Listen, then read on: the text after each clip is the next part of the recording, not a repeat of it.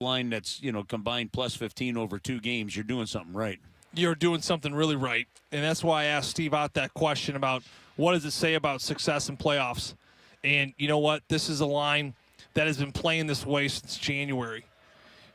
Jim Montgomery was asked about this line actually this morning. Someone asked him about why, tell us the approach of why you start them in games, start them in periods. And he said that everything they do embodies what Blues hockey is about. Jim Montgomery knew what Blues hockey was about even before he came over to be an assistant, right? He's been around this team, right, as a player, married a girl from St. Louis. He understands the fabric of the fan base, the identity of the city. And everything about the Toropchenko, Walker, Radek, Fox line embodies just that. The work boots, the getting up in the dark, going home at dark, right? The selflessness, the courageousness to get to the front, doing things for the guy next to you, putting in an all-out effort, blocking shots, putting your face and body in front of everything. That's what these fans appreciate. But also, Curbs, more than that, that is what playoff hockey success is all about. That line has driven this team to a better place since the Christmas break, right? That was the line around Christmas time. Jim Montgomery, you couldn't take apart anymore. Walker was in and out of the lineup. Toropchenko was up and down the lineup. Finally, they found such magic where that was the most consistent line for this Blues team since the Christmas holiday. And what they have done is they have kind of in some way put the rest of this team on their shoulders and even drawn the Thomases, the Kyrus, all those players, they drug them into the fight about what style they want to play, what style is required to get into the playoffs. And now, of course, you're looking at how they made an impact in a big Game 6. As this series continues, should it be any surprise that physical, blue-collar, rugged, sandpaper style of the game and line for this Blues team, is it a surprise they're having more and more success as the series goes on? I don't think so, because that's what physical brand of hockey brings you as series go on. All right, so the WTF gets the job done. The goaltending for Winnipeg has not, and that is 3 consecutive road games in this series where the Blues chased Connor Hellebuyck. I know they're going to be very confident going back onto home ice because the Blues haven't won on their barn now in 4 straight games going back to the regular season. But I'll tell you what, the goaltenders have not been close in this series. No, not even a little bit. I go back to Game 1 where that Iafallo goal went in on Jordan Binnington. I think he'd like to have that one back. That was a big goal. I think it was the game-tying goal late in the third period. Ultimately, Kyle Connor scores a game-winner moments later. That Iafallo goal, that was it. I don't know one other goal that Jordan Binnington can say, I would have liked to have that one. Winnipeg has had to earn every single inch in this series. On the flip side, the Blues shooters have been doggone good. I'm not going to sit here and say that Connor Hellebuyck has been atrocious. I think it'd be giving the Blues shooters a lot of disrespect. I think that there is a lot of preparation that goes into shooting pucks. I think Davey Alexander and Jim Montgomery and company, they work so well on the scouting report of other goaltenders. I think there's a lot of intention behind where they are shooting, how they are shooting off for tips, location, timeliness with traffic. You put it all in a blender, I think this coaching for the Blues has had an edge over the Winnipeg Jets as far as a scouting report on where to put pucks on the opposing team's goaltender. So I would say it's the majority of the Blues doing their homework and executing the game plan of where to shoot. But there is a little bit on the Winnipeg Jets goaltender where he has just not been himself on home ice for the Blues now. Home ice for the St. Louis Blues, that is Connor Hellebuyck on the road. When the Blues are home, Connor Hellebuyck has been unsteady. He's lacked confidence. He hasn't been certain. He's not even really coming out to play the puck very much anymore because he's had about 3 turnovers. 1 led to a goal. The other 2 should have led to goals in this series. They were just missed on. So it's a shaky goaltender. Whether the Connor chants are getting in his head, he doesn't return to the bench. That's kind of his thing when he gets yanked. But that's 3 in a row, right? Now, with that being said, Scott O'Neill is going with Connor Hellebuyck in Game 7 because he feels that this goalie on that home sheet, he is a completely different human, right? And if the Jets should move on to round 2, let's just say hypothetically, this is going to be a major concern for any other team you face in this next round. But let's keep it here for a minute. Connor Hellebuyck is what Jordan Binnington's been this whole series. He is that on home ice. That crowd rallies behind him. After his 3 and 4 yank. He comes back for Game 5, and right off the hop, they're yelling MVP. So as much as the Blues were kind of in his head here in a bad way, the Jets get underneath him in a positive way, and they really encourage him back on home ice, and he feels that energy. And again, he made some big saves in that Game 5 to push the Jets to victory. So this is where it's going to be an interesting one. I think he's got the mindset. I think this Jets team has a mindset, Curbs. As bad as it's been at St. Louis, as lopsided as these wins have been, they're going back to a building where they feel very confident, and it's one game with the goaltender behind them that has been very good up above the border. Well, and then the big storyline over the next 2 days until Sunday night is going to be, what is the health of Scheifele? You saw a difference in the Winnipeg Jets when they had to juggle those lines up there today. Now, ironically, they dominated the faceoff dot 58% tonight without their top centerman. Having said that, they missed him big time, and the Blues were able to make it quite visible, the difference of him not being in there. That's a big storyline on whether or not, one, he can even play, two, how healthy is he if he does. And number one, the biggest part of all this is he didn't travel with the team. To me, that means there's no chance he can play in Game 6. Now, if it was borderline, he would come with the team. So when I say that is, it's probably more serious than a lot of us think. I still believe it was more midsection rib related on that Foxa hit. I don't think it really had much of an impact on the Braden Shen hit earlier. I actually believe what Dr. Montgomery was saying, if you will. So with that being said, ribs, midsection, whatever that is, you're not traveling with the team. I would say at this point it is probably doubtful that Mark Scheifele will play. Now with that being said, is it a different looking team? They got some good drugs in Canada. Yeah, hopefully for them, not for us. But what I will say is, with Scheifele being out, it didn't bother Winnipeg for 2 periods at Winnipeg. They clearly took that game over in Game 5. But this team tonight, different team. They lacked physicality. They lacked offense. Kyle Connor, 5-on-5, was a little bit more invisible. But Curbs, the biggest thing they missed the personality. You know, this would be the equivalent of Braden Shen missing a game. Braden Shen, to me, he is the bloodline. Everything goes through him. He's the beating heart of that group. It's the personality. It's the aura. It's the energy. Whether it be on the bench, whether it be in the play, you just feel good knowing he's there. I felt as if Winnipeg tonight were still licking their wounds about where's Scheifele? Where is our guy? They're still looking for him like a lost puppy almost. And I think that hurt their energy. It hurt their personality. And I'm not going to sit here and say I really thought at any point in this game they were in control, because they weren't. Right. Yeah, that is quite true there. All right, so the St. Louis Blues get the victory. It is 5-2.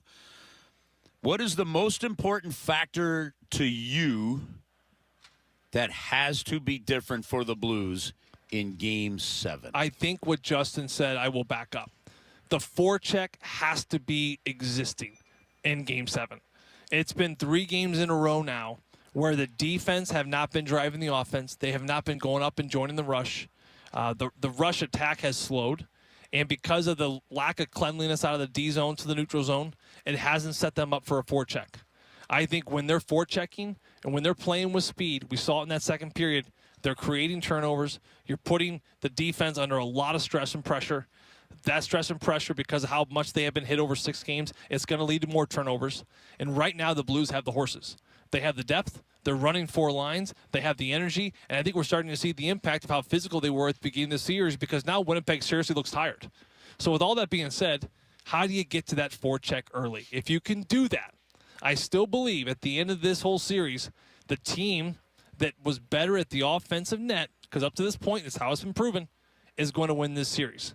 You know, every game that was won, whatever team won that game, goals were coming from the point. They were tips in front, or they were rebounds, or they were bounces off of other players' rear ends. It's just how this series has come to this point. Every game that any team has won was won by goals by the winning team, shots from the points with more traffic in front. But that, to me, Curbs, is all set up from the forecheck. If you can't get on the forecheck, you can't go low to high. You can't get bodies to the front. The forecheck is going to be the key here in Game 7. Can the Blues get out of the D zone cleanly? Can they build confidence from where they were on this home sheet? And will they break and buck a big trend in this series, which is no visiting team has won a game yet? Well, they're going to have to do it. So the last time, the only time in franchise history that the St. Louis Blues have won a 7-game series, went down 0-2, was 1972 against the Minnesota North Stars. That's also the only series in franchise history where the home team won each of the first 6 games, and the Blues had to go on the road to win that game up there in Minnesota. So we'll see if, in this case, history truly does repeat itself for the St. Louis Blues. What do you have, your Bud Light 3 stars of the game and your Joe Vitale work boots? Number 3, Nathan Walker. Awesome game. Number 13, we'll get the number 2 star. That's Alexei Toropchenko. Thank you. And then number 1, how about we go with Philip Broberg? 2 points on the very first 2 goals. It's great to see him on the board in that first period, and then just a terrific assist, primary assist on the Nathan Walker go-ahead goal there in that second period. So we'll give him the number 1 star. Work boots, I'm going to go with the captain, Braden Shen. I thought he was just as good, if not better, in this game than he was in Game 5 and 4 and 3 coming when they were back home. You know, he had to deal with a lot of adversity. I thought he handled the media very well after the Scheifele hit. But you know what? This is part of playoff hockey. You feel what's going on, the pressure of media. You know, obviously Winnipeg is going to be all over him. He fought through a lot in that third period. He took a cross-check from the back of the head by Lowry after a face-off. He was getting targeted throughout by that fourth line. I thought he handled himself very well. He didn't pass the edge. And, again, I love the way he answered the questions this morning, addressed the Scheifele hit. We move on. He was a leader in tonight's game, so he gets awarded the work boots. All right, Alex. So the St. Louis Blues came into this game, counting the regular season and then the playoffs, with a 14-game home win streak. It's now 15 games. Prior to tonight, they had outscored the opponent 69-25. In the 3 home games in this series, the St. Louis Blues outscored the Winnipeg Jets 17-5. Yep. That is scoring 17 goals against the team that was the number 1 defensive team in the NHL this year. Well, now that's a drastic difference in the road, the road for the Blues, as we've talked about. So something's going to give. Well, and how about this one for you, Curbs? So it's the 4th longest home winning streak in NHL history, where it goes from the regular season to the postseason with the 15 games. And on top of that, it's the first time for the Winnipeg Jets to host a Game 7 since April of 1977, and that was when they were a part of the WHA. Yeah, that's it. This is going to be an interesting one. You and I know Tanner and Joe are going to get into this, but you know, it's such a different game now than any of the other ones in this series, because now the Jets themselves are facing elimination. Yeah. So that is the fact. There's been so many penalties in this series. I ran out of blue ink in one of my pens. Yeah, that sounds about right. Yeah. And good news is you're going to Vancouver real soon to get a new one, aren't you? No, I listen, I found them online. Oh, did you? Those come from San Jose, I thought. Oh, San Jose, is that what it was? San Jose, yeah, but right before the series started, a brand new one. Look at that. Chris Kerber, ladies and gentlemen. He's got himself gonna get a new pen as the blue ink has gone out before round number 2. We'll talk to those boys from Winnipeg. We've got plenty more to get into, though. We'll pick the Bud Light play of the game coming up next. Then we'll get into our extended post-game coverage, the 4th period. We'll hear from Jim Montgomery, from Scott Arneal on the Winnipeg side, reaction from the Blues locker room, and we'll have our Ted Drews 3 takeaways. All coming your way next after a 5-2 Blues win. Alex Ferrario with you. This is St. Louis Blues hockey. Dear hockey fans, score big on the power play with Toyota's lineup of elite vehicles. Go coast to coast with the versatile RAV4 Hybrid, sporty Camry, and sleek Corolla. Or ride with the roomy Grand Highlander and tough-as-nails Tundra, Toyota's stout enforcers. Plus, with available all-wheel drive and four-wheel drive, you'll power through slick conditions. Visit Toyota.com or check out your local Toyota dealership. Toyota, let's go places. Take your fandom to the next level. Blue season tickets for the 25-26 season are on sale now. Benefits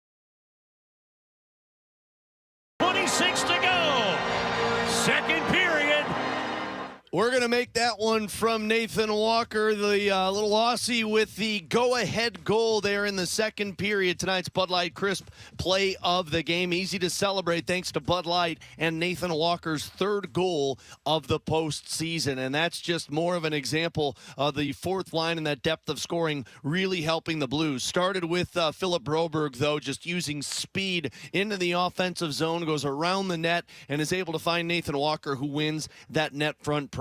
And if you missed it, Curbs had those numbers from Tanner Hendrickson. The fourth line in games 1 through 4, 1 goal, 3 points, a +3. In games 5 and 6, the fourth line, the WTF line, 4 goals, 8 points, a +15. So we will give Nathan Walker tonight's Bud Light play of the game as the Blues score 4 unanswered goals there in that second period to take the 5-1 lead. Winnipeg got one on the power play in the third period, and the Blues hold on as Binnington stops 21 of 23 Winnipeg shots. Some final numbers in this one, though, as the Blues do outshoot Winnipeg 8-2 in the first, 15-9 in the second. They were outshot 12-4 in the third. Faceoffs heavily in favor of the Jets, 58 to 42%. Blues 0 for 6 on the Ameren, Missouri power play. Winnipeg goes 2 for 6 on their power play. Total of 60 penalty minutes in this one tonight, on top of the misconducts that were handed out later on in that third period. 40 hits for Winnipeg, 36 for the Blues, 15 blocked shots, and 14 giveaways for Winnipeg. And now it's back to Winnipeg to take on the Jets for Game 7. Puck drop on Sunday will be 6 o'clock, or a little after 6 o'clock, but it's the only NHL game taking place. So after 6 o'clock, those two teams will drop the puck, and the winner will head to round 2 to take on the winner of tomorrow's game between Dallas and Colorado. We will continue the conversation. Joe Vitale's going to stick around with us for our Ted Drew's 3 takeaways. Tanner Hendrickson's hanging out with us as well. Jordan Deacon down in the Blues locker room, so we'll get reaction from there. We're also going to hear from Jim Montgomery and Scott Arneal. And we want to hear from you, 314-399-9646. And you can also chat with us over on our YouTube channel at 101 ESPN STL. A 5-2 final score. Blues take down the Jets. For Curbs Joey, Jim Hewer here up in the broadcast booth. Jordan Deacon down in the Blues locker room, and Tanner Hendrickson helping out. I'm Alex Ferrario. Grant Francis, our phenomenal producer, back in our network studios. We will talk to you Sunday for Game 7 of Round 1 right here on the St. Louis Blues Radio.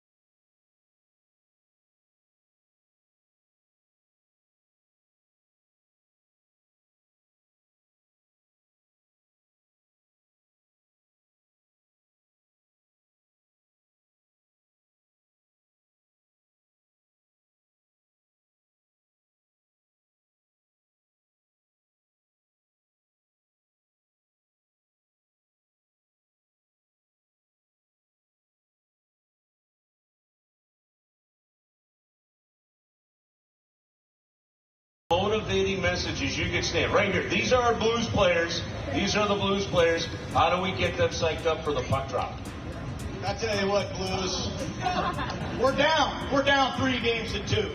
Our plane got canceled in Winnipeg the other night. We got to love the misery because it gives us a chance to come out of the darkness and do something no one's done before. Yes? It's the first 5 minutes of every period. We set the tone. Physical play. We knock these guys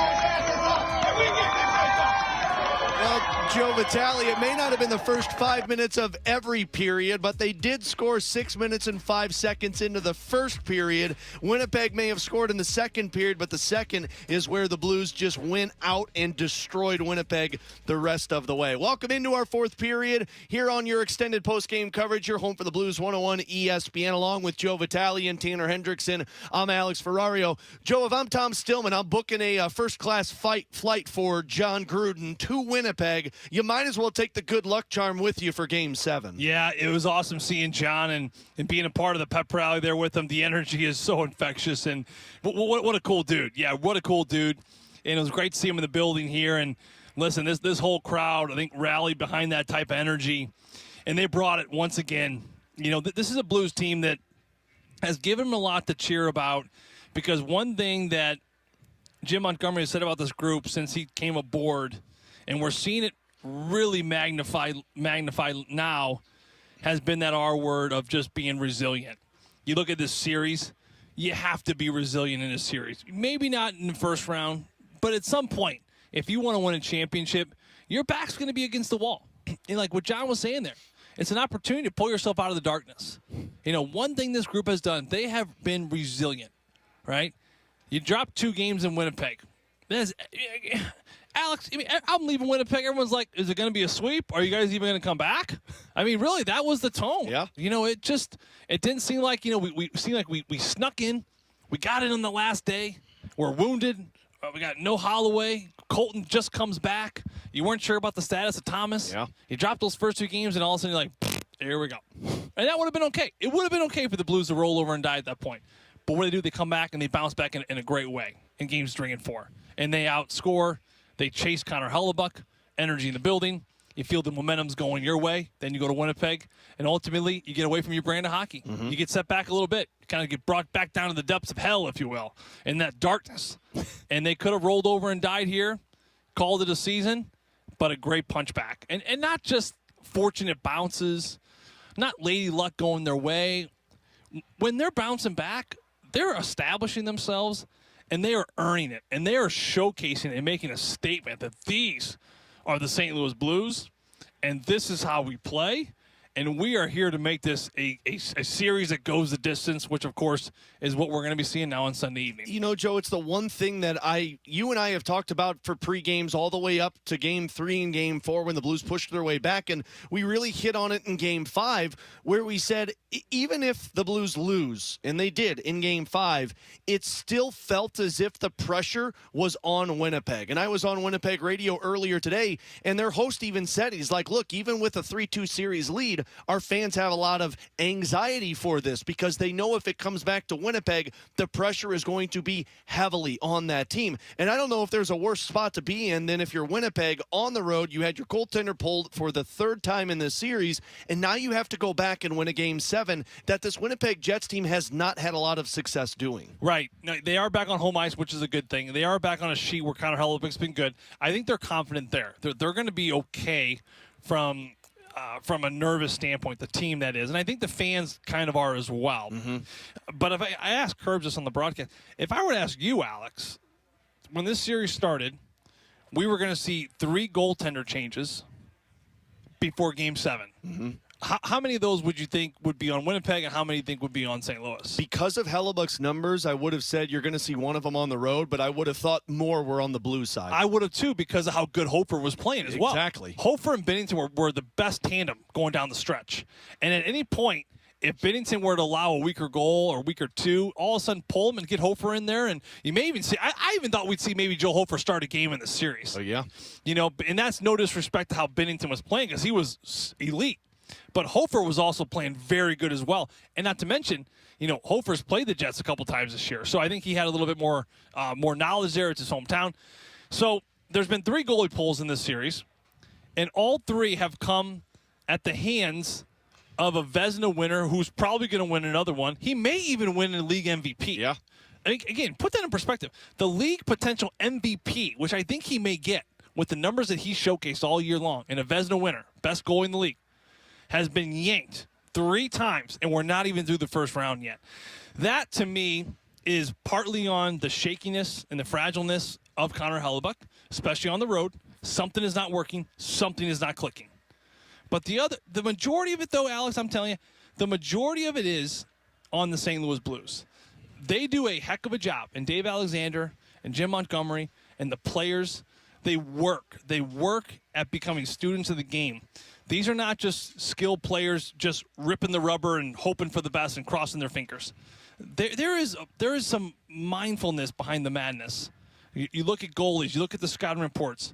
I mean, there's a reason why the Blues have had success on this type of caliber of goaltender, because they're working on where to shoot, how to shoot, the timing of traffic if you're at the point, the timing of shooting off the net for bodies and sticks, right? Maybe Hellebuck sat into his net so deep in the first couple of games. Where do you go when he's in deep? You go high. They scored 8 goals in the first 4 games. Over half the goals they scored were high glove. Top shelf, yeah. Yeah, high glove. And then you had another 3 more to the blocker. That's 11. It was 11, I believe, of the 15 goals in the first 4 games. They were all high, mostly on the glove side. Sundqvist, game 1, glove. Thomas, game 1, glove. All in the first period. That's not an accident, right? These kids are students of the game, and they have really good teachers behind them, and they have really good scouting reports that kind of put it all together. But it's up to the players ultimately to execute that game plan. So I know it's going to be kind of the drama series of Connor Hellebuck once again, and I don't think he looked comfortable once again. Yeah. But I'm not going to sit here and say he played a bad game. These shots were good by St. Louis, and I think that they are working at it, and I think that they are just doing a heck of a job exposing him in this series so far. Well, and it's the forecheck battle. You mentioned it with Curbs. That's what the road game is going to come down to, Joe. We haven't seen them win the net front presence, the forecheck battle in games 1, 2, and 5. We've seen them dominate that. Even Paul Bissonnette tweeted out that this was a forecheck clinic done by the Blues tonight. That's going to be the real difference in this. And one thing that's been very noticeable, Joe, is when Winnipeg starts to try and go toe-to-toe with the Blues on the post-whistle stuff, the extracurriculars, that's typically where it feels like the Blues start to gain momentum. And in every single game this series, if a team gets a 2 or more goal lead, the other team has not come back. That's like the secret sauce right now in this series. Yeah, absolutely it is. I don't think a lead is safe with the 1 goal, but once you get to that 2, like you mentioned, Alex, there's been some close calls where the other team has got within 1. And maybe even tied, but they haven't had a lead change. So 2 is that magic number. That's where having a start is super important. We mentioned it, especially on home ice. You get that 2-goal lead, and again, you're going up against a goaltender that has been shaky in this building, and the fan base here is ready to just pounce on them, and they did. You're not looking back. And I knew when that Toropchenko goal went in, I'm like, this thing's over. Like, it's just over. We had a lot of time in that second period, but you just felt it. I can't really put my finger on it, but there's just this magic. There's this feeling of how good the Blues are playing, and I just didn't see enough fight in the Winnipeg Jets here tonight to make me think that it was going to go any other way. Was it the Toropchenko goal for you? Because when Schen's goal went in, it felt like, okay, Winnipeg's starting to get lost. I thought the Schenn goal, which made it 3-1, through the screen, under the armpit, that was maybe the one Connor would like to have back. Yeah. But still, it's a 3-1 game. And, I don't know if I felt completely confident at that point. To me, it was the Toropchenko. I think that it was the way that goal was scored. Schenn moves the puck, and this is Luke Schenn, Jets defenseman behind the net. No one's under pressure. It moves over to DeMello, D to D. That puck just pops right over his stick. Yeah. Right, just bad bounce. But it was more about how DeMello and Luke Schenn went up, like that bad bounce, and they just like slowly got up the ice. To me, it was like they were just, I know they were tired probably at the end of their shift. It's like what you said on the broadcast, though. It's like you were mentally checked out at that point. Yeah, you're just bummed out. Like you're bummed out about what just happened, and they just stopped playing. And when you see things like that, you're like, okay, this thing's over. And then Toropchenko, makes sense. So it's less about the goal, more about how it was scored. Yeah. And then you go back to the Fowler goal. Listen, it looked like World War Z out there with zombies on a goat. Like, there's like 20,000 players in front of Hellebuck on that play, it seemed like. They're everywhere. I mean, in reality, there's probably 6 or 7. Everyone's in an I formation, right? No Jets player block a shot. Yeah. Again, it's the willingness. It's like they just kind of like turn the game over. They just like, not to say stop trying, they felt defeated. at that point, they felt defeated. So at that point, I was like, yep, this thing's over. There's no way they recover from this. They're getting ready for Game 7. They had 9 blocked shots in this game, Joe. Only one guy had double-digit blocked shots, and it was Josh Morrissey with 3 of them. They weren't committed. Yeah. They weren't committed to playing the right way. I feel like at Game 3, it was Bruce Boudreau we had on after that T-Bone, or maybe it was Game 4.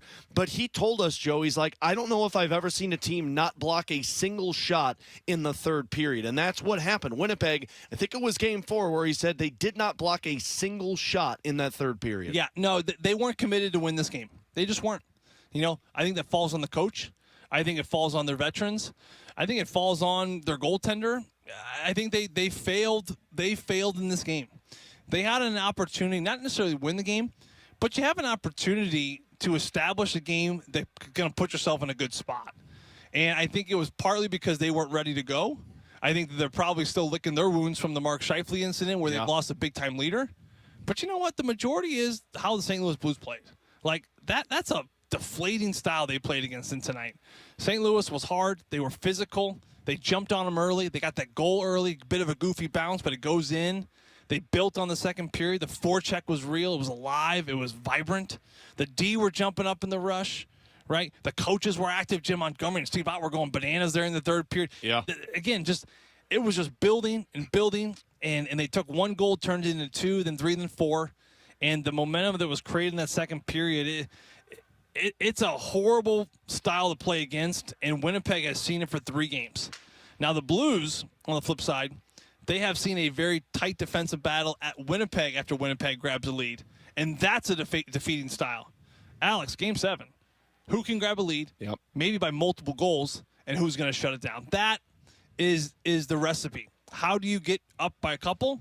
Because if you do, either team is capable fully of shutting it down where it just does not give any room to the other team.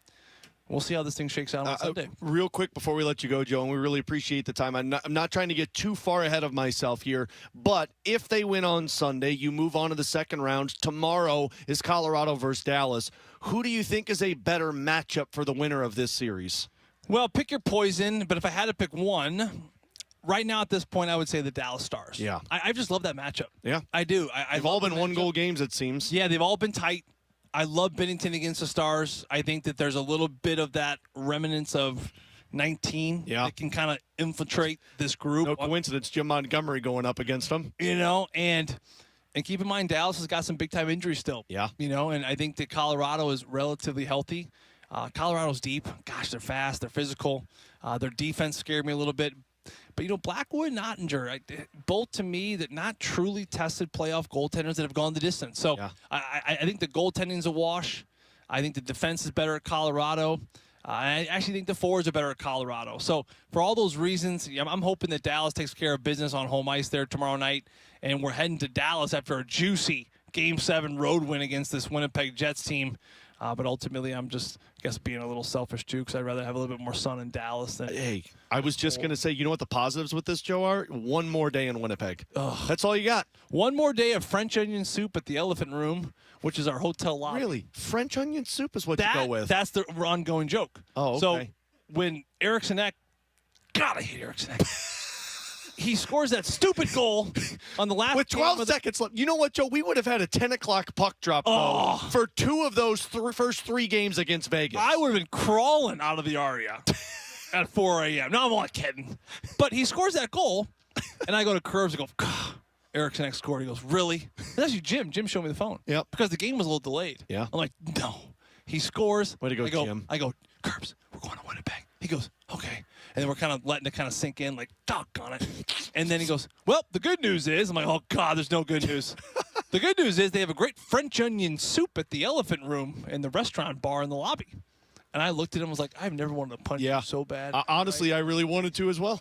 If your good news is we're going to a city and they've got French onion soup, it's not a good city to go to. Punch you right in the suck hole is what I wanted to do. Right in the French onion soup hole. French onion soup hole. You're going to have to suck it through a straw. That's right, like Alex Ferrario style back in the day. Really, we had to go back to that. Sorry about that. You didn't make a man boobs joke, though, so I appreciate it. So the ongoing joke now is that when we got delayed the other day, hey, at least we can go back and have some more French onion soup, right, Curbs? And so it's kind of this long I am so tired of hearing about this French onion soup, and I finally don't have to go back after this trip, which is good. But listen, if you're a Blues fan, it'd be interesting to see how they pack. Yeah. I think that they're probably going to have to pack for the week. I don't know when that series starts. Remember, the Game 7 on Sunday, that's the last game. Yeah, they've already started round 2 on Monday. Yeah. There's an Eastern Conference team. I think it's Washington that plays on Monday. My guess is they're going to start this round 2 for this central area. It's going to be Tuesday. Yeah. So, I'm pretty sure they're probably going to tell the players to pack and be ready. Winnipeg is going to be obviously home, so they're going to be ready in case something happens. Yeah. But I think either team is going to have to leave Sunday after the game. Yeah. Because with the Monday off, they're probably going to rock this thing going on Tuesday. Pack your parka and then pack your swimsuits. Yeah, well, I guess Dallas will be a little warmer. It's like 70-something degrees there. It's got to be better than Winnipeg. Yeah, well, it's not, yeah, exactly. I was thinking between Colorado and Oh, Dallas, okay. because that's Yeah, pretty similar. much Oh, warmer. yeah. Oh, my God. Yeah, I forgot about that. You got to pack for both places. We're going to have to bring a thermos for French onion soup before we end up leaving on Sunday for Joe, Curbs. get home, enjoy time with your family. We don't even have time to talk about the bird incident. Oh, we'll get man. to that next week. I got a lot of bird drama. I got 2 chickens. Go get on the bird. I got five chickens I ordered from Cackle Coon Country in Kentucky. Well, no, you got 7, and they gave you 5. They sent me 7. I go, Yeah. Hey. They go, hi. I go, you got 7 chickens. He goes, yeah, I know. I go, I ordered 5. He goes, yeah, we always send 2 extra in case 2 die. I'm like, all right, what do I do with the extra 2 now? They go, well, I guess you got to find someone to take them. I go, it's a chicken. They're not peeps. They're not Easter peeps. They're not marshmallows. They're live. Who wants a chicken? I'll give people a teaser for next week when we talk with Joe. Holy you could give them to your dog. I'll let Joe All explain right. next week. Joe, have fun on the flight, man. We'll talk to you from the Winnipeg Jets with some French onion soup. Joe Vitale with us. Always appreciate him. Tanner Hendrickson here as well. We're not going to go to a break. I want to play some audio. Let's hear from Nathan Walker as he was speaking with the media moments ago. What is it?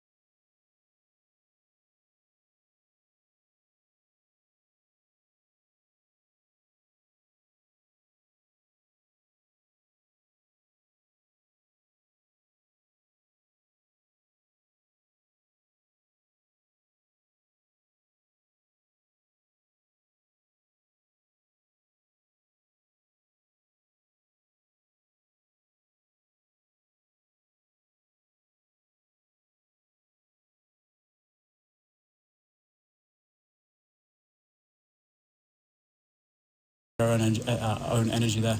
How important during the stretch where you guys were able to get a couple off of Hellebuyck is it to just continue throwing pucks at him to make him see him when the chaos is in the building in that moment? Yeah, for sure. I mean, obviously you want to, on any goal, you want to create chaos, and then, especially in a building this loud, to do that I think definitely helps us. How about your confidence level in your goaltender for a Game 7? Yeah, I mean, it's been all right. That's who you want in a Game 7, so we're all excited for it. What about you, just playing in your first Game 7 as well? Yeah, I'm excited. Yeah, there's going to be a lot of emotions going around, a lot of energy, and it's going to be fun. With the whirlwind of the last 2.5 months or so and the turnaround once Monty came on board, just what has Monty meant both for your individual success as well as the success as a team? I just think the details he brings. He's a detailed coach. He wants you to do the right things. And he's a very well-respected person, not just as a coach, but as a person off the ice as well. Another Binnington question. Are there any things that you can notice throughout the day of a game day or as the game starts to just show you how locked in he is? He's just locked in. That's it. Yeah, just locked in. That's it. And that's Jordan Binnington, of course, that Nathan Walker's talking about. And T-Bone, we'll get more into the goaltending side of things on the Hellebuyck conversation, and we'll get into our 3 takeaways on the other side. But let's just real quick mention Binnington a couple of times because we were talking about this during the game. He stops 21 of 23. Once again, Jordan Binnington with another win on home ice. I feel like it's flown under the radar because of the narrative with Connor Hellebuyck and the struggles that he has had. But the difference in this series has been Binnington making the big timely save. We saw that in the second period on the power play. The first one that the Blues killed off, and the second one, of course, that they scored on. But we also saw that in the third period when it was a 5-2 game, and Winnipeg had about 8 minutes left, could have made it 5-3. He continues to make the timely save, which is how you win playoff games. Yeah, he continues to make that big save, those athletic saves. And tonight he was really good, I thought, post to post. He made a couple of saves. And I will circle one that happened early on in this game, and I think it was the biggest save of the hockey game, and it was a minute 15 in. You get a little shot that takes a deflection. Ehlers is coming down on that far side of the ice, and he gets a shot, and Binnington explodes from that right post over to the left post, makes a pad save. If Winnipeg scores a minute 15 into this game, Enterprise Center, which was rocking before puck drop, goes quiet. You probably would have heard a pin drop here at Enterprise Center. And instead, Binnington makes that save. Wasn't really tested after that. Blues get that first goal. They end up finding a way to get the crowd into it, and then they explode in that second period. And the two things that Binnington has not allowed so far in this series, he's not allowed, I would say, a soft goal. Yeah. And he has not allowed things to really snowball on him like we've seen with Connor Hellebuck 3 times here at Enterprise Center. He gives up a goal, and for the most part, he's been able to bounce back in this series. Meanwhile, you look at Hellebuck, and he's not been able to do that when he's been here at Enterprise. Yeah, Joey mentioned this on their breakdown with Curves, that Alex Iafallo goal is probably the one that Binnington would tell you I want back, which tied the game up in game number 1. But otherwise, we've talked about screens and bounces that have gone past Jordan Binnington, where the narrative on the other side has been Connor Hellebuck letting up goals that you typically don't see. Yeah, and for Connor Hellebuck, look, I mentioned it during second intermission. I think some of those goals weren't softies on Connor Hellebuck. The defense was disappointing in front of him. That's not going to be the storyline in Winnipeg. The storyline is going to be Connor Hellebuck's playoff struggles. He was the biggest storyline coming into the series. It had kind of quieted down between games 2 and 3, and since then it has just gone to another level. He will be the biggest storyline in Winnipeg in that Game 7 on Sunday, and they're going to be under immense pressure, the Winnipeg Jets are. They are the ones that have the expectations of, hey, Stanley Cup. We should be a Stanley Cup contender this year. Meanwhile, the Blues are playing with house money, in my opinion. And hearing just Justin Falk, Steve Ott post-game, those guys sound loose before a Game 7. I would be a little bit worried, but those guys sounded like they were ready to go, joking around, having fun. It reminds me so much of that San Jose Sharks series after they lost Game 1, and Joe still tells the story to this day. Steve Ott walked past him after that, and they said, oh, man, tough loss. And Steve Ott confidently looked at Joe and said, we're fine. We're fine. We'll come back in this series. And they did, and they blew them out of the water, which is what could potentially take place on Sunday. We'll have to wait to find out on that one. We still got plenty more to get into. We've got our Ted Drew's 3 takeaways. We'll hear a little from the captain, Braden Shen. And I just got a couple of messages from a couple of different listeners over on my Twitter account at Ferrario101 ESPN saying, Alex, did you see Scott Arniel's post-game interview? So we're going to hear from him, Jim Montgomery. Still lots to get into here on the St. Louis Blues extended post-game show, the 4th period, on your home for the Blues 101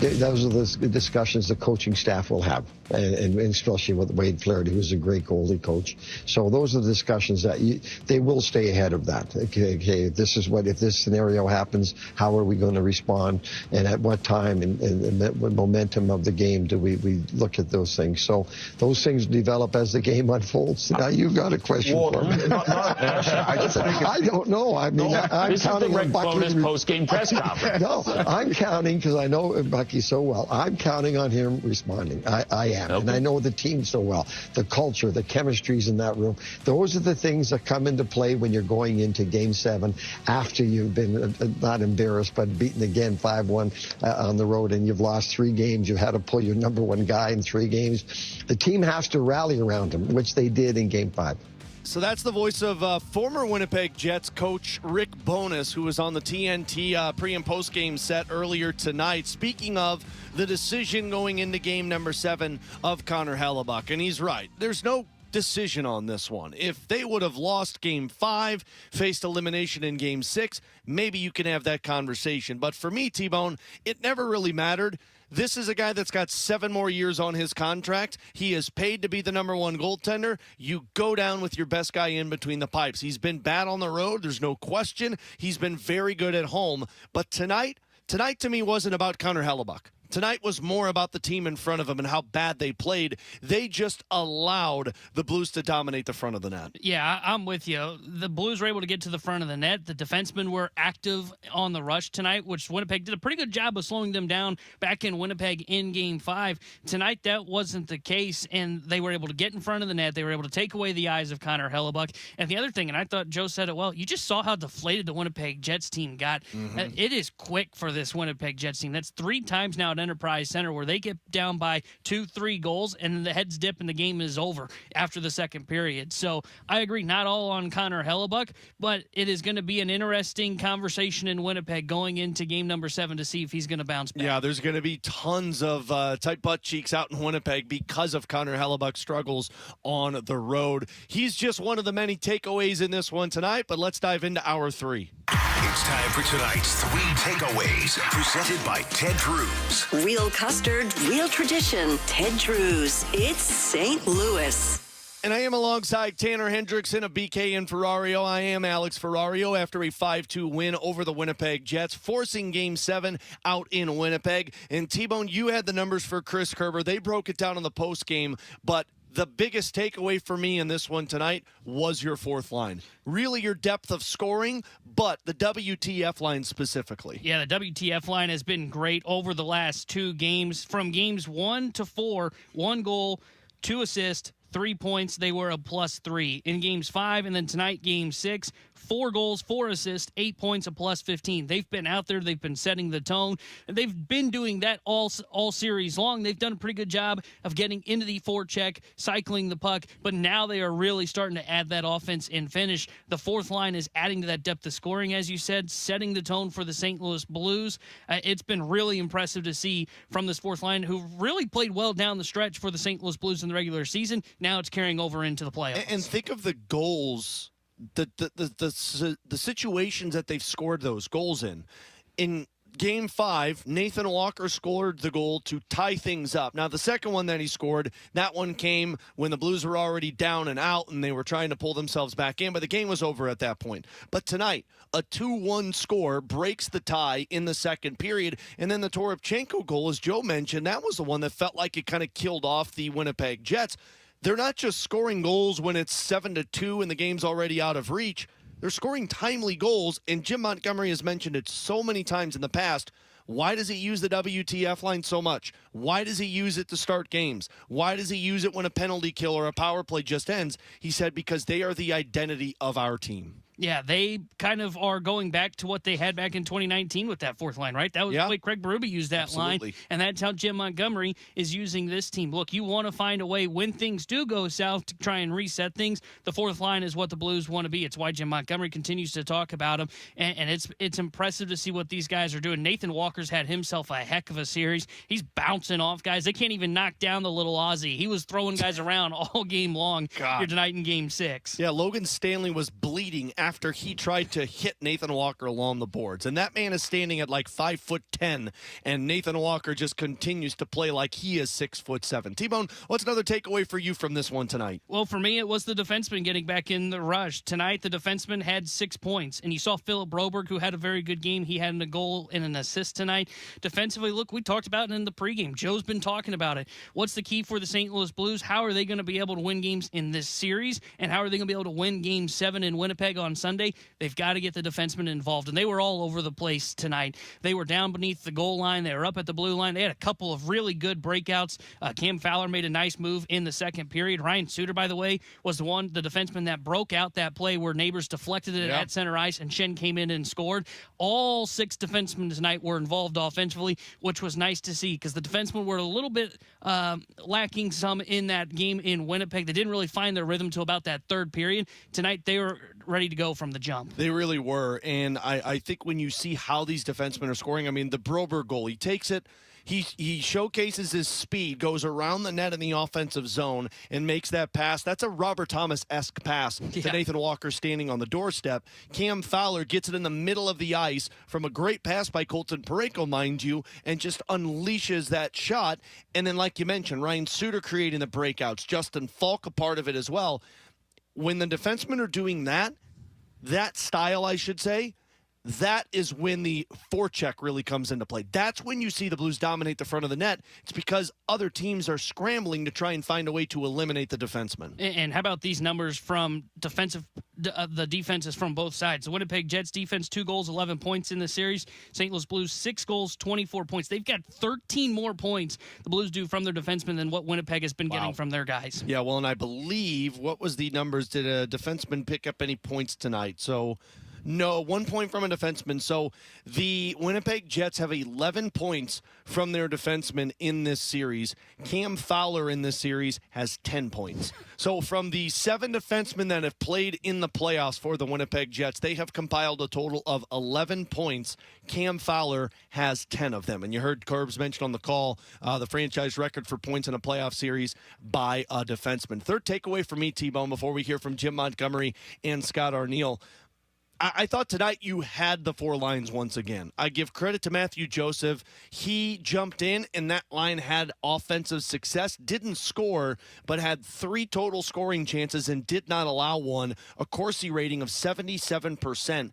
You had 4 lines tonight that played over 2 minutes together that had north of 60% on Corsi rating, which Corsi rating, for those that don't know, measures offensive zone time, puck possession, shot attempts, time spent in the offensive zone. That's Corsi rating. Toropchenko's line had 72%, Bolduc's line 77%, and then you had Buchnevich, Thomas, and Kyrou that were together for a little bit at 60%, and then Neighbors, Braden Shen, and Jordan Kyrou at 50%. Yeah, I agree. I think all 4 lines really got going tonight, and that happened from the very beginning. I thought the second line did a really good job of setting the tone early on, and then Robert Thomas as well. He made a couple of really good passes. I think we mentioned it at first intermission. He was very crisp with his passes tonight, going cross ice, finding seams, hitting guys right on their stick, which isn't new for Robert Thomas. Snuggerud made a couple of nice plays. You're right. They were able to roll all 4 lines. That third line was pretty good. Joseph came in, provided a little bit of physicality, which the Blues wanted to see from him. The Blues were able to really get all 4 lines going, and that was something we talked about on our show today on 101 ESPN. We really talked about, hey, Winnipeg wants to play the same style as the Blues, which is get all 4 lines going. Winnipeg did not get to that tonight. The St. Louis Blues got to it first and then sustained that pressure. They had a total of 23 shot attempts from their top 6, coming off of a game where they had 12 total shot attempts from their top 6, and 5 of those 12 in Game 5 were all from Jimmy Snuggerud. And so you get the offense, the depth of scoring there. How about this one? And by the way, Graham Francis, this man has been looking at stats all night long, and he has come up with record after record after record. So I'm going to just create a new segment tonight called Grant's Nuggets, because that's what this man continues to come up with. But I'll one-up him right now before we hear from Jim Montgomery. Jordan Binnington in winner-take-all games in his career. 2019 Game 7 against Dallas, 1 goal allowed on 30 shots. 2019 Game 7 against Boston, 1 goal allowed, 33 shots. The Four Nations face-off, 2 goals allowed on 33 shots. A 3-0 record in a .958 save percentage in must-win situations for Jordan Binnington. I don't know if you could feel any better than what the Blues do right now going back to Winnipeg. Let's hear from Jim Montgomery. In that 5-minute stretch where you scored the 4 goals, what was happening that was enabling you to generate the way you did there? I think we utilized our speed and our physicality. I thought we were able to be physical down low. I thought we were able to skate with some speed through the neutral zone. And I thought that we were really committed to getting to the net front again. We had those first couple of goals, they're really good screen goals, and Faxaline was dominant tonight.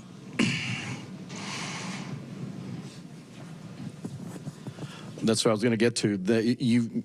You've talked so much about the good play they give you in all the little areas, but the way they've been providing offense here lately, is that just a reward for their hard work? Well, in a series, there's the game within the game of a series, and they're a load to handle. Doesn't matter. They've scored goals against every D pairing, so they're hard to handle down low, and over it gets hard.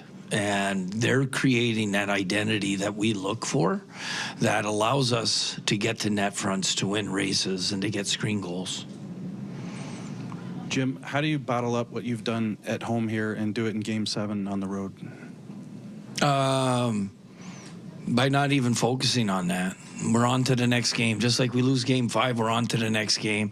We got to continue to improve throughout the series and bring that attitude that we need to have of trying to create chaos at their net front, trying to create chaos with our speed and our physicality. And a quick follow-up. What, as a coach, makes it so comforting to have Jordan Binnington as your goalie for a Game 7? The 2 words that come to mind right away is how calm he is, and as a proven winner. He's done it. He's been there. He knows how to not only get himself in the right zone, but also how to give confidence to his team in front of him.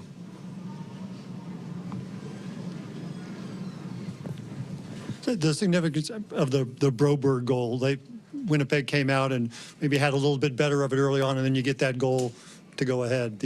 How important was that? It was really important. I thought it was a great play by Falk to drive wide, and that's that speed we're talking about. And then we had people drive through, and we're able to go low to high and pound that puck. It was really important because I did not like the start of our first 8 to 10 minutes, and then we started to come after that goal. It looked like after that penalty kill later on in the period, I think it really got flowing after that. Well, our penalty kill's been really good throughout the series, and it's given us momentum. I just think us playing north and winning goal line races, especially at their net, really was important for us to establish our ozone time. And then Nathan Walker having 3 goals in the last 2 games, not obviously someone you count on, but when you get that scoring, you got 2 defenseman goals and 2 fourth-line goals, the kind of scoring you like to see from other places. Yeah, that's just NHL playoffs, right?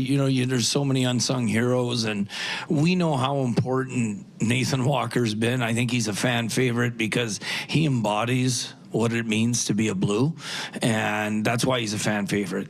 And then the other part of your comment/question is our defensemen. They get skating and we just start to go north and we really start to come, and it really allows us to be physical. You mentioned the defenseman, Cam Fowler specifically. Obviously, he's had a historic series from the offensive perspective, but just what has he been able to bring to the team, not just from the offensive facets, but also defensively to the team overall game?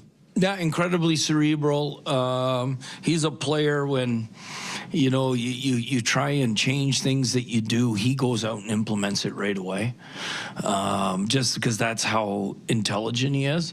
And it's really underrated how competitive he is. Did not know that when you coach against him, but once you get him in your own locker room and you get to see the eyes and you see the intensity in his eyes and you couple that with the calmness and poise to make the plays he makes at both ends of the ice, it's pretty impressive. 2 more. Monty, when you talk about going north, what do you feel like is going to be the key for you guys to be able to do that in that building? Because it seems like there's been a big difference between your ability to do that here and then in Winnipeg. It's about seizing an opportunity for us. You're in Game 7 of playoffs. It's what we've all dreamed of that are, in that organization, in that locker room together. These are the moments you don't think about winning Game 1 when you're playing in your basement or you're playing street hockey or you're playing knee hockey with your best friend or brother, whatever the case may be. It's Game 7, it's overtime. And it's about us seizing an opportunity. It's an opportunity that we've earned, and now we got to go seize it. There you go. I mean, Jim Montgomery with the motivational speech right there. He's right. You got the opportunity in front of you. Go seize it. And I can guarantee Winnipeg is having a little bit of a different tune after the third straight road game that Connor Hellebuyck has been pulled. Let's hear from Scott Arniel, who throughout these post games in the playoffs, it's been kind of appointment listening to Scott Arniel talk with the media. Scott, your players framed that section of the second period as a series of self-inflicted moments. Do you see it the same way, and why did it happen? 100%. Carbon copy of what happened here in Game 4. Played really well, playing real strong for 30 minutes, 33 minutes, and terrible line change. Give up a chance. Next time out, we throw the puck to their goaltender right into his glove, make another line change. We're racing back on both those, trying to get coverage.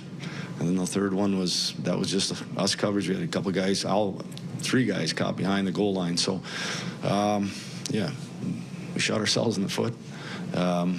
Just did, again, some uncharacteristic things in moments, and the momentum swung. Where we were playing a really strong game, it just swung, and just like Game 4. And so, you know what? You hope you learn from it the first time, but obviously happen again, move on. So, you know what? Like I said to you guys before, after Game 4, you know what? The damage is done. We got to go home. Go take care of our business at home. The Blues were talking coming into this game about their. I don't care what the Blues talk about. This is Winnipeg Jets. We have a style of play that we have to play. We got to it for about 30 minutes, and we dropped off big time. Just going to set up the question. Sorry. The Blues were talking about how their lack of ability to play 60 minutes last game caught up with them. So for people watching this series from a coach's perspective, give us an idea how small the margin of error is in a series like this. That's playoff hockey. It's every play matters. Every moment matters. Momentum isn't between days. Momentum happens in the middle of a game. And for us, I'm not going to speak on behalf of the Blues. For us, when we play close to complete games, we're a tough team to beat. And we've done it 3 times in this series. We're going to have to do it 4. Scott, you obviously wrestled with it because you called your timeout on the goal there and the Buchnevich. Was it just maybe take us through that process? And was it more to do with what the score was and when you were at the game? No, I mean, it was still early in the game. I got lots of confidence in our penalty kill. It's just Buchnevich went in, and then Sammy gave him a shove, and I called the timeout because we weren't 100% sure, and then we decided that it had more to do with Sammy pushing him than it did, him making first contact with Helly. One more, guys. Connor Hellebuyck, Hart Trophy finalist. What's the story? One game showdown. That's what it is. Our whole group, not just Connor. This isn't about Connor. Tonight was not about Connor. Tonight we imploded in front of him, and so now it's a one-game showdown. It's our goalie against their goalie. It's like I mentioned to you guys. It's getting repetitive. It's our best players against their best players, and it's our grinders going against theirs. It's specialty teams. It's D-zone coverage. It's what we do as a group. It's getting to jet hockey here, getting back to it again, and you know what? I have a lot of confidence in our group. Not just Helly. I have a lot of confidence in our group. You win one hockey game, you move on to the next round. Man, he sounds rattled. Scott Arniel, I mean, he sounds rattled right now. And first of all, I do agree with him, getting frustrated there about the questions of Hellebuyck. Tonight wasn't about Hellebuyck. Tonight you played awful in front of him, and you allowed way too many opportunities that should not have been there. But, I mean, best on best. Right now, best on best has been canceling each other out because you didn't see any of the top players score tonight, nor did you see Thomas Buchnevich or Snuggerud really get on the board. Although Snuggerud picked up the assist on that first goal along with Thomas, it's been the grinders, as Scott Arniel put it. And look, the fourth line's played well for Winnipeg in the series, but we just gave you the numbers in the last 2 games from the fourth line, and it's been the defenseman. And Cam Fowler nearly has more points than every single defenseman. I believe Jeremy Rutherford of The Athletic was telling me the Blues have 24 points from their defensemen in this series, which is the most of any defensive core in the National Hockey League in the playoffs right now. To me, what we've seen is depth take over in these series. And when Winnipeg has won, with the exception of Game 5, they've won because their top guys and the top guys dominate and the Blues top guys don't. Yeah, when we talked during pregame coverage of coming into Game 3, we looked at and we said, boy, if you're the St. Louis Blues, you got to be kind of happy where you were. And I know that sounded weird when you were down 2-0, but you've been winning the special teams battle. We felt like you kind of had the advantage in goal, and you really saw that get shown in those 2 games here on home ice. And it was just a matter of, could you slow down that top line? And the Blues have done that for 3 of the last 4 games. So, and 5-on-5, you mentioned it, their depth is really starting to show through. Their defense is starting to add points.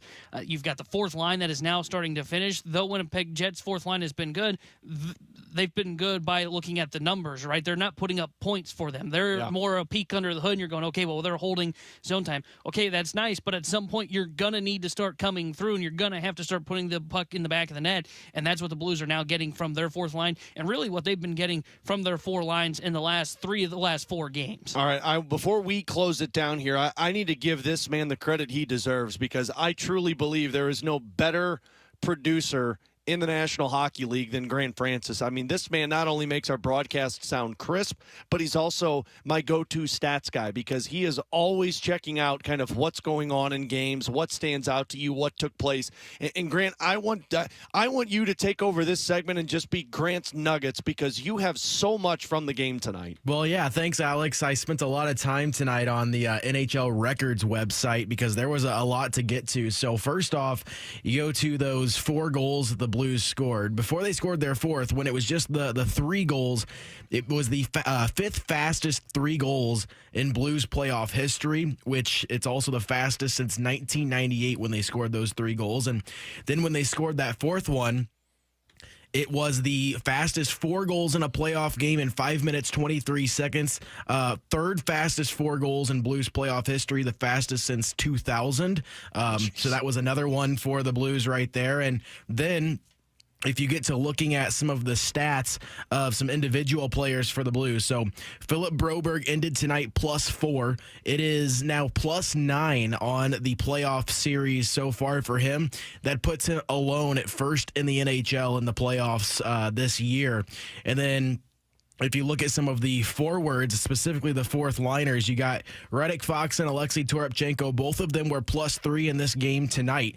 That makes them a +6 in the playoffs. That is tied for first amongst forwards in the NHL in the playoffs, tied with Leon Draisaitl and Eetu Luostarinen of the Florida Panthers. So Blues are right at the top of the list in terms of individual plus-minus in the playoffs. And then I got to looking at Cam Fowler as well, because we all know some of the franchise records he's broken here in this playoff series.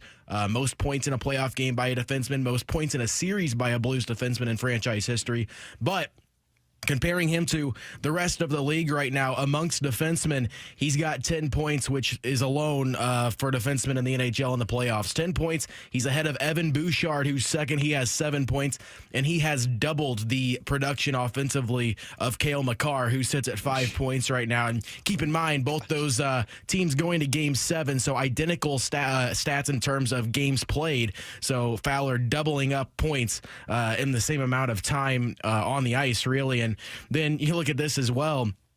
Cam Fowler. This is my favorite. This is a fun one. Just if you go back and you look at the games that he played with the Anaheim Ducks this season, he played 17 games in Anaheim this season. He had 4 points in those 17 games. He has 10 points in this year's playoffs. So he's more than doubled his production in these playoffs than what he did in his 17 games in Anaheim. And also on the power play in this series, he has 5 power play points in this series. So he has more power play points in this series than he had regular points all season with Anaheim in those 17 games. And if you go back to Game 3, 5 points in that game, he had more points in one playoff game for the Blues than he did in 17 games with the Ducks this season. Oh my gosh, What an insane stat to go to show you how great of an addition Cam Fowler has been for the Blues. As Jim Montgomery said, I'm glad that guy's not in Anaheim. I'm glad that guy is not in Anaheim. And to that point of what Grant mentioned, Faksa, Toropchenko, and Broberg have still not been on the ice for an even strength goal against in the playoffs.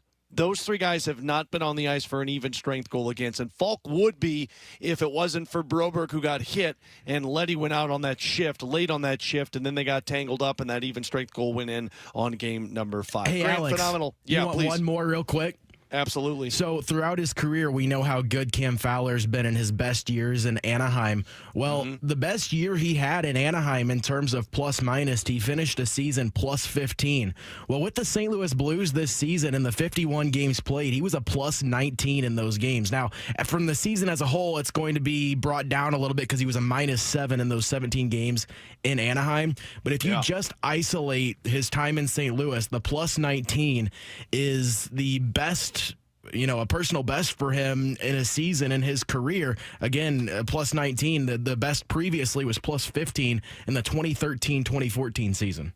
Goes to show you that stats always don't matter when you get a guy on one team, because sometimes they can be bad on one team, but maybe the team is struggling, not the individual player. Grant, again, phenomenal stuff. T-Bone, appreciate you sticking around with us tonight. Appreciate everybody joining us on our YouTube channel at 101 ESPN STL. Again, the Blues take down the Winnipeg Jets in Game 6. 5-2 the final score. Game 7 Sunday night at 6 o'clock. A big thank you also to Jordan Deacon, doing great work down in the Blues locker room. Jim Hughes up in the broadcast booth, and again, Grant Francis back in our 101 ESPN studios. We will talk to you on Sunday for a 5 o'clock pregame, a 6 o'clock puck drop for Game 7 right here on your home for the Blues, 101 ESPN.